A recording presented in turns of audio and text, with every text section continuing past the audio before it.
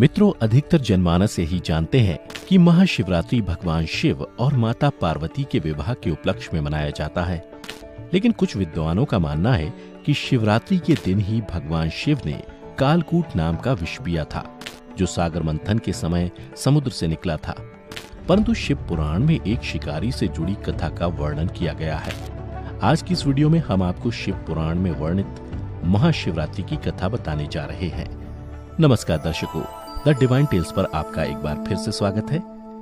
शिव पुराण के कोटि रुद्र संहिता में वर्णित कथा के अनुसार पौराणिक काल में किसी वन में एक भील रहता था, जिसका नाम गुरुद्रुह था।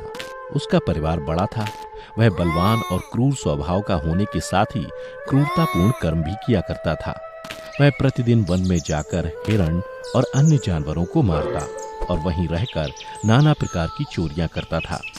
उसने बचपन से ही कभी कोई शुभ कर्म नहीं किया था। इस प्रकार वन में रहते हुए उस दुरात्मा भील का बहुत समय बीत गया। तदनंतर एक दिन बड़ी सुंदर एवं शुभ कारक शिवरात्रि आई, किंतु वह दुरात्मा घने जंगल में निवास करने वाला था, इसलिए उस व्रत के बारे में वह नहीं जानता था। उसी दिन उस भील के माता पिता और पत्नी भूख से व्याकुल होकर उससे खाने की मांग करने लगे। उनके बार बार याचना करने पर वह भील तुरंत धनुष लेकर वन की ओर चल दिया और हिरणों के शिकार के लिए सारे वन में घूमने लगा। देवयोग से उसे उस दिन कुछ भी नहीं मिला और सूर्यास्त हो गया। इससे उसको बड़ा दुख हुआ और वह सोचने लगा कि अब मैं क्या करूं, कहां जाऊं। आज तो कुछ नहीं मिला। घर में जो बच्चे हैं उनका तथा माता पिता का क्या होगा, जो मेरी पत्नी है उसकी भी क्या दशा होगी। अतः मुझे कुछ लेकर ही घर जाना चाहिए।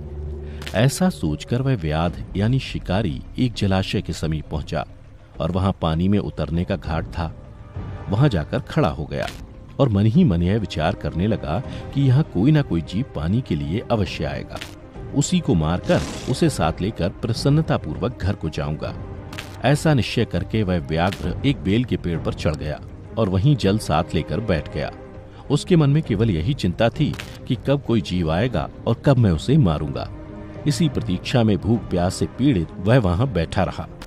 इस तरह काफी रात हो गई और जब रात का पहला प्रहर आरंभ हुआ तो एक प्यासी हिरणी वहां आई, जिसे देखकर उस व्याध को बड़ा हर्ष हुआ और उसने तुरंत ही उसे मारने के लिए अपने धनुष पर एक बाण का संधान लिया।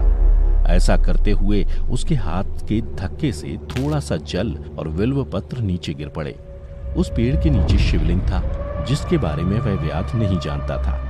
इस तरह उस जल और बिल्व पत्र से शिव की प्रथम प्रहर की पूजा संपन्न हो गई। उस पूजा के महात्म्य से उस व्याघ्र का बहुत सा पाप तत्काल नष्ट हो गया। उधर वहां होने वाली खड़खड़ाहट की आवाज को सुनकर हिरणी ने भय से ऊपर की ओर देखा।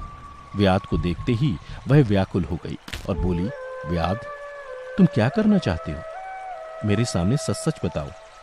हिरणी की बातें सुनकर व्याध ने कहा, आज मेरे परिवार के लोग भूखे हैं, अतः तुमको मारकर मैं उनकी भूख मिटाऊंगा और उन्हें तृप्त करूंगा।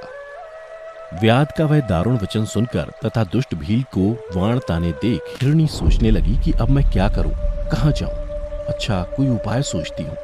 ऐसा विचार कर उसने वहां इस प्रकार कहा। हिरणी बोली, व्याध, मेरे मांस से तुमको सुख होगा। इस अनर्थकारी शरीर के लिए इससे अधिक महान पुण्य का कार्य और क्या हो सकता है। उपकार करने वाले प्राणी को इस लोक में जो पुण्य होता है उसका 100 वर्षों में भी वर्णन नहीं किया जा सकता। परंतु इस समय मेरे सब बच्चे मेरे आश्रम में ही हैं। मैं उन्हें अपनी बहन को अथवा स्वामी को सौंपकर लौटाऊंगी। व्याध, तुम मेरी इस बात को मिथ्या न समझो। मैं फिर तुम्हारे पास लौट आऊंगी, क्योंकि सत्य से ही धरती टिकी हुई है, सत्य से ही समुद्र अपनी मर्यादा में स्थित है और सत्य से ही निर्झरों से जल की धाराएं गिरती रहती हैं। सत्य में ही सब कुछ स्थित है। हिरणी के ऐसा कहने पर जब व्याध ने उसकी बात नहीं मानी, तब उसने अत्यंत विस्मित एवं भयभीत हो पुनः इस प्रकार कहना आरंभ किया। हिरणी बोली, व्याध, सुनो, मैं तुम्हारे सामने ऐसी शपथ खाती हूँ जिससे पर जाने पर मैं अवश्य तुम्हारे पास लौट आऊंगी। ब्राह्मण यदि वेद बेचे और तीनों काल संध्या वंदन ना करे तो उसे जो पाप लगता है, पति की आज्ञा का उल्लंघन करके स्वेच्छा अनुसार कार्य करने वाली स्त्रियों को जिस पाप की प्राप्ति होती है, किए हुए उपकार को ना मानने वाले, भगवान शंकर से विमुख रहने वाले तथा विश्वासघात और छल करने वाले लोगों को जो पाप लगता है, उसी पाप से मैं भी लिप्त हो जाऊं, यदि लौट कर ना आऊं। इस तरह अनेक शपथ खाकर जब हिरणी चुपचाप खड़ी हो गई, तब उस व्याध ने उस पर विश्वास करके कहा, अच्छा, अब तुम अपने घर को जाओ। जब वह हिरणी बड़े हर्ष के साथ पानी पीकर अपने आश्रम मंडल में गई, इतने में ही रात का वह पहला प्रहर व्याध के जागते जागते ही बीत गया। तब उस हिरणी की बहन दूसरी हिरणी, जिसका पहली ने स्मरण किया था, उसी की राह देखती हुई जल पीने के लिए वहां आ गई। उसे देखकर भील ने स्वयं बाण को तरकश से खींचा।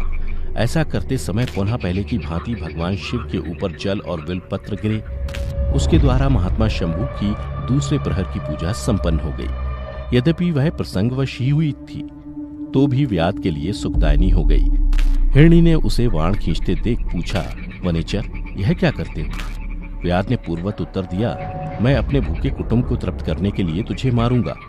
यह सुनकर वह हिरणी बोली, व्याध, मेरी बात सुनो। मैं धनी हूँ, मेरा देह धारण सफल हो गया, क्योंकि इस अनित्य शरीर के द्वारा उपकार होगा, परंतु मेरे छोटे छोटे बच्चे घर में हैं। अतः मैं एक बार जाकर उन्हें अपने स्वामी को सौंप दूं, फिर तुम्हारे पास लौट आऊंगी। हिरणी की बात सुनकर व्याध बोले, मुझे तुम्हारी बात पर विश्वास नहीं है, मैं तुम्हें मारूंगा, इसमें संशय नहीं है। व्याध की बातें सुनकर हिरणी भगवान विष्णु की शपथ खाती हुई बोली, व्याध, जो कुछ मैं कहती हूँ उसे सुनो। यदि मैं लौट कर ना आऊं तो अपना सारा पुण्य हार जाऊं, क्योंकि जो वचन देकर उससे पलट जाता है वह अपने पुण्य को हार जाता है। जो पुरुष अपनी विवाहिता स्त्री को त्याग कर दूसरी के पास जाता है, वैदिक धर्म का उल्लंघन करके कपोल कल्पित धर्म पर चलता है, भगवान विष्णु का भक्त होकर शिव की निंदा करता है, माता पिता की निधन तिथि को श्राद्ध आदि न करके उसे सूना बिता देता है, तथा मन में संताप का अनुभव करके अपने दिए हुए वचन को पूरा करता है, ऐसे लोगों को जो पाप लगता है वही मुझे भी लगे, यदि मैं लौट कर ना आऊं। हिरणी के ऐसा कहने पर व्याध ने कहा, जाओ। उसके बाद हिरणी जल पीकर हर्षपूर्वक अपने आश्रम को गई। इतने में ही रात का दूसरा प्रहर भी व्याध के जागते जागते बीत गया। इसी समय तीसरा प्रहर आरंभ हो जाने पर हिरणी के लौटने में बहुत विलंब हुआ जान चकित हो व्याध उसकी खोज करने लगा। इतने में ही उसने जल के मार्ग में एक हिरण को देखा। वह बड़ा हष्टपुष्ट था। उसे देखकर व्याध को बड़ा हर्ष हुआ और वह धनुष पर बाण रखकर उसे मार डालने को उद्यत हुआ। ऐसा करते समय उसके प्रारब्धवश कुछ जल और बिल्वपत्र शिवलिंग पर गिरे।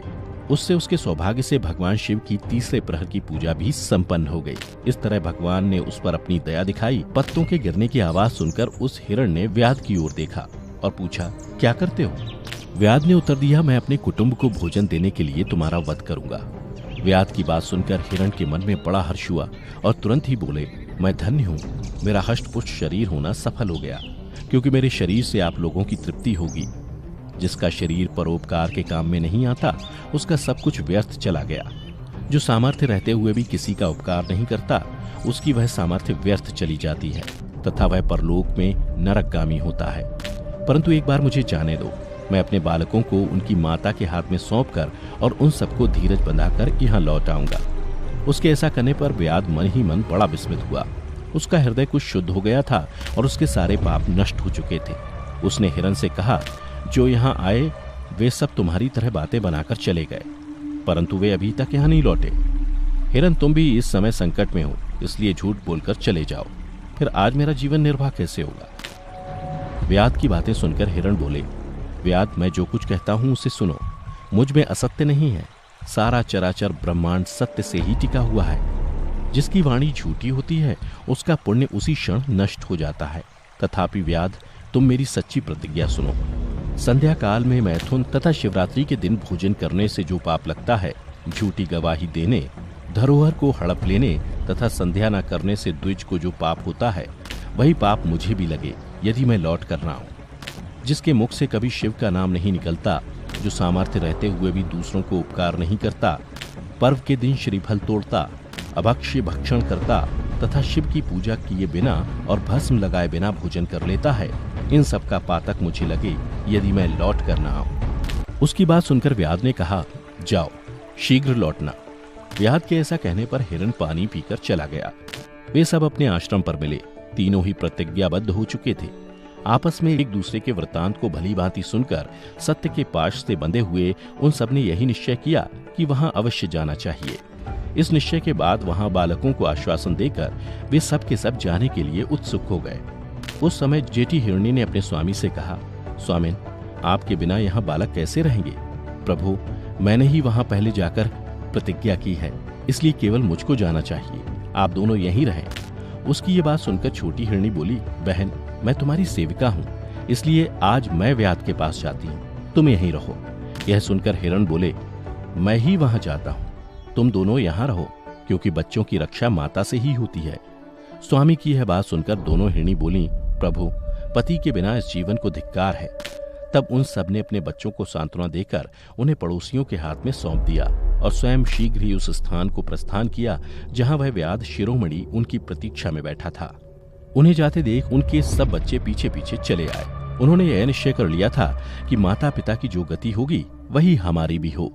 उन सबको एक साथ आया हुआ देख व्याध को बड़ा हर्ष हुआ। उसने धनुष पर बाण रखा। उस समय पुनः जल और बिलपत्र शिव के ऊपर गिरे। इससे शिव के चौथे प्रहर की शुभ पूजा भी संपन्न हो गई। उस समय व्याध का सारा पाप तत्काल भस्म हो गया। इतने में ही दोनों हिरणी और हिरन बोल उठे, व्याध शिरोमणि शीघ्र कृपा करके हमारे शरीर को सार्थक करो। उनकी यह बात सुनकर व्याध को बड़ा विस्मय हुआ। शिव पूजा के प्रभाव से उसको दुर्लभ ज्ञान प्राप्त हो गया। उसने सोचा, ये हिरन ज्ञानहीन पशु होने पर भी धन्य है, जो ज्ञानहीन होकर भी अपने शरीर से परोपकार करना चाहते हैं। लेकिन धिक्कार है मेरे जीवन को कि मैं अनेक प्रकार के कुकृत्यों से अपने परिवार का पालन करता रहा। अब उसने अपने बाण रोक लिए तथा मृगों से कहा कि वे सब धन्य हैं तथा उन्हें वापस जाने दिया। उसके ऐसा करने पर भगवान शंकर ने प्रसन्न होकर तत्काल उसे अपने दिव्य स्वरूप का दर्शन करवाया तथा उसे सुख समृद्धि का वरदान देकर गुह नाम प्रदान किया। मित्रों, यही वह गुह था जिसके साथ भगवान श्री राम ने मित्रता की थी। मित्रों, महाशिवरात्रि की ये कथा यहीं समाप्त होती है। अगर आपको पसंद आई हो तो इसे ज्यादा से ज्यादा लाइक करें और शेयर करें। साथ ही ऐसी पौराणिक कथाओं के बारे में जानने के लिए अभी हमारे चैनल को सब्सक्राइब कर लें। फिलहाल आज की वीडियो में इतना ही। अब हमें इजाजत दें। आपका बहुत बहुत शुक्रिया।